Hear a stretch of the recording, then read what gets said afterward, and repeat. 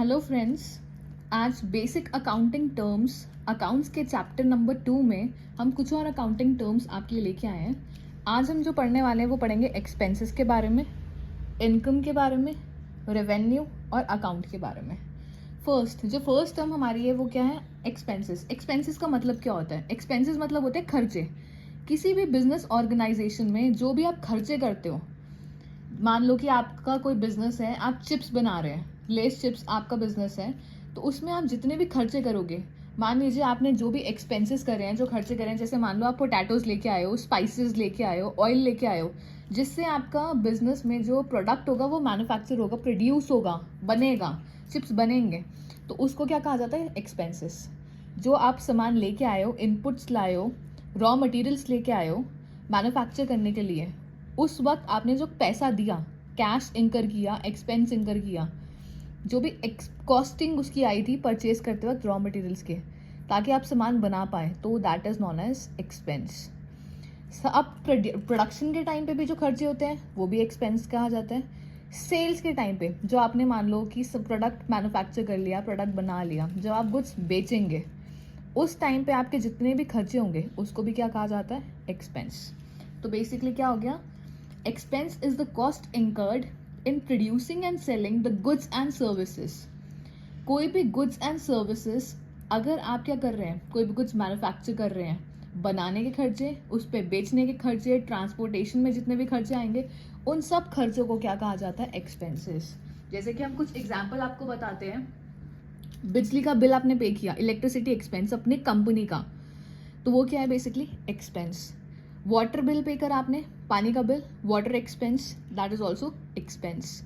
Rent पे कर आपने, जिस बिल्डिंग में, जहाँ जोन सी लैंड पे, जोन सी बिल्डिंग में आपका मैन्युफैक्चरिंग चलता है, आपकी बिजनेस चल रहा है, तो बेसिकली उसका अगर आप वो रेंट पे है और रेंट पे कर रहे हो आप, तो that rent paid is also an expense. आपने जो लेबरर्स हैं उनको वेजेस दी, एम्प्लॉयज़ को सैलरी दी, तो वो भी किसका पार्ट है? आपके एक्सपेंसेस का। तो ये एक आप ये लिस्ट बना सकते हैं, आप नोट डाउन कर सकते हैं। Electricity is an expense, water expense हो गया, रेंट पेड आपका एक्सपेंस होता है, आपके लिए वेजेस पेड एक्सपेंस है। बाकी हम आगे जाके पढ़ेंगे, एक्सपेंसेस के भी क्लासिफिकेशन होते हैं, direct expense, indirect expense. Direct expense कौन से हो गए? फैक्ट्री से रिलेटेड खर्चे, जहाँ पे सामान बन रहा है उससे रिलेटेड खर्चे डायरेक्ट एक्सपेंस कहे जाते हैं। और ऑफिस से रिलेटेड, ऑफिस और सेलिंग से रिलेटेड जो खर्चे होते हैं उसे इनडायरेक्ट एक्सपेंस कहा जाता है। वो हम आगे दोबारा डिटेल में पढ़ने वाले हैं। बेसिकली अभी आपको एक्सपेंस का मतलब पता होना चाहिए। जो भी खर्चा आप करेंगे अपने बिजनेस ऑर्गेनाइजेशन में उसे हम एक्सपेंस कहेंगे। That can be related to your production और it can be related to the sales also. Transportation, आपका सामान बन के रेडी है, आपको पहले पैकिंग करनी है, उस प्रोडक्ट को पैक करोगे तभी तो बेचोगे, तो पैकिंग पे जो खर्चा हुआ वो भी किसका पार्ट हुआ? एक्सपेंस का। पैक होके रेडी है, कंज्यूमर तक पहुंचाओगे भी तो उसको जब ट्रांसपोर्ट करोगे, ट्रांसपोर्टेशन पे जो आपने पैसे पे किया वो भी आपका क्या है? एक्सपेंस। ट्रांसपोर्टेशन एक्सपेंस है। आपका packing and labelling is also an expense, जो भी आपने कॉस्टिंग इंकर करी है उसमें पैकिंग और लेबलिंग में। लेबलिंग पता है ना किसे कहते हैं? जैसे कोई भी चीज़ आपने मैन्युफैक्चर करी, उसको पैक करी, पैकिंग करने के बाद उसके ऊपर लेबलिंग होती है, मैन्युफैक्चरिंग डेट लिखी होती है, कंपनी का नाम लिखा होगा, एक्सपायरी डेट लिखी होगी, रुपीज़ लिखे होंगे कितने रुपए का है, तो वो सब क्या होते हैं? वो सब क्या होते हैं? आपके बेसिकली एक्सपेंस का पार्ट है। Coming on to the next, income. अब इनकम की अगर हम बात करें, income means the money that an organization receives in return of goods और services which is over the expense. अब यहाँ पे ना ये दो चीज़ों को आपको बहुत अच्छे से समझना है। पहला क्या? इनकम, और दूसरा क्या है? रेवेन्यू। बहुत ज़्यादा ये इंटर रिलेटेड होते हैं, लेकिन इसमें भी डिफरेंस है। लोग समझते हैं कि सब सेम है, इनकम भी सेम है, रेवेन्यू भी सेम है, बात एक ही है। नहीं, अकाउंट्स में दो अलग अलग मतलब हैं, बात एक नहीं है। रेवेन्यू की अगर हम बात करें, the amount received from sale of goods is called revenue. Simple language में, आपने गुड्स मैन्युफैक्चर करे, उसको आपने बेच दिया, बेचने पे जो आपको अमाउंट मिली, सामान को बेचने पे जो आपको अमाउंट मिली, उसको क्या कहा जाता है? रेवेन्यू। क्या करा आपने? अपने गुड्स को सेल किया, बेचने को क्या कहते हैं? सेल। सेल किया अपने गुड्स को, और उस पर आपको जो पैसा मिला, मान लीजिए 1 लाख रुपए मिले, 1 लाख रुपीज़ आपको मिले सेल्स करने के पे, तो 1 लाख रुपीज़ आपके लिए क्या हो गया? रेवेन्यू। लेकिन क्या पूरे 1 लाख ही जो आपने सामान बेचा 1 लाख रुपए का पूरा 1 लाख आपकी इनकम हुई? No, that is not income. Income क्या होता है? वो पैसा जो एक ऑर्गेनाइजेशन रिसीव करती है, चाहे वो गुड्स बेचे या सर्विसेज, लेकिन that should be over the expenses. मेरे कहने का क्या मतलब हुआ, यहाँ पे अभी हमने बात करी 1 लाख का आपने गुड्स बेचे, आपको 1 लाख रुपए मिले तो आपका रेवेन्यू हो गया, लेकिन क्या पूरे 1 लाख रुपए आपका इनकम हो गई? नहीं। मान लीजिए 1 लाख में से 80,000 आपके क्या थे? खर्चे। खर्चे मतलब एक्सपेंस। तो आपके लिए इनकम कितनी हुई? वो पैसा जिसमें से आप इनकम में से अपने खर्चों को माइनस कर दोगे उसको कहा जाता है, दैट इज रेवेन्यू में से अपने एक्सपेंसेस को माइनस कर दोगे, that is your income. 1 lakh रुपए आपको मिला, 1 लाख रुपए आपके लिए रेवेन्यू था, उसमें से 80,000 का आपका खर्चा था, 80,000 इज योर एक्सपेंस। 1 लाख में से 80,000 आप माइनस कर दोगे, कितना आया? 20,000। तो वो 20,000 आपके लिए क्या हो गई? इनकम। मतलब जो पैसा आपको मिला उसमें से अगर आप अपने खर्चे हटा दो तो जो पैसा बच जाएगा वो आपके लिए इनकम हो गई। रेवेन्यू में से अगर अपने एक्सपेंसेस, रेवेन्यू मतलब जो पैसा आपको मिला 1 लाख रुपए, उसमें से अपने खर्चे हटा दो। खर्चे कितने हो गए आपके? 80,000 के, 80,000 के आपके एक्सपेंसेस थे, बचे कितना? 20,000। तो 20,000 आप लोगों के लिए क्या हो गया? इनकम। तो अभी हमने 2 चीज़ों के बारे में पढ़ा। सेल्स करने पे जितना पूरा पैसा आपको मिल रहा है वो आपके लिए रेवेन्यू हुआ, लेकिन वो पूरा आपकी इनकम नहीं हुई। उसमें से अपने खर्चे हटाओगे, जो पैसा बचेगा वो आपकी इनकम है। ठीक है, तो अभी हम 3 चीज़ें पढ़ चुके हैं। खर्चों को क्या कहते हैं? एक्सपेंस, इनकम और रेवेन्यू। अब हम पढ़ेंगे अकाउंट। अकाउंट क्या होता है?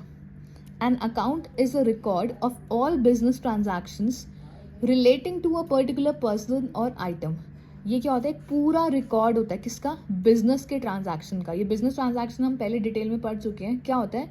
बिजनेस में बहुत सारी क्या होती है? ट्रांजैक्शंस होती है। ट्रांजैक्शन मतलब बिजनेस में पैसा आना, बिजनेस से पैसा जाना। बिजनेस में पैसा किस वजह से आएगा? अगर आप कोई सामान बेचेंगे, सेल्स करेंगे तो बिजनेस में पैसा आएगा, दैट इज अ ट्रांजैक्शन।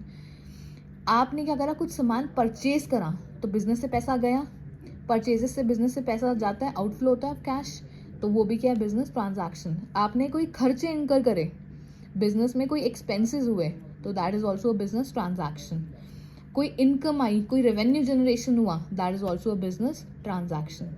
तो बेसिकली इन सब ट्रांजैक्शंस का जो रिकॉर्ड होता है वो किस में होता है? अकाउंट में। हर चीज़ों का क्या होता है? Proper record.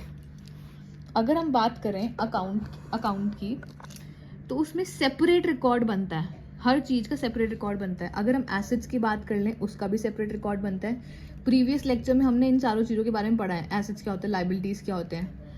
एसेट्स का रिकॉर्ड सबका अलग अलग रिकॉर्ड बनता है, चाहे वो एसेट्स हो, लाइबिलिटीज़ हो, एक्सपेंसेस हो, रेवेन्यू हो। हमने इन चारों चीज़ों की ऑलरेडी बात कर चुके हैं। एसेट्स क्या होते हैं? मतलब कोई भी चीज़ आपके बिजनेस जो पोजेस कर रहा है, जिसकी वजह से आपको इन फ्यूचर फ़ायदा हो सकता है।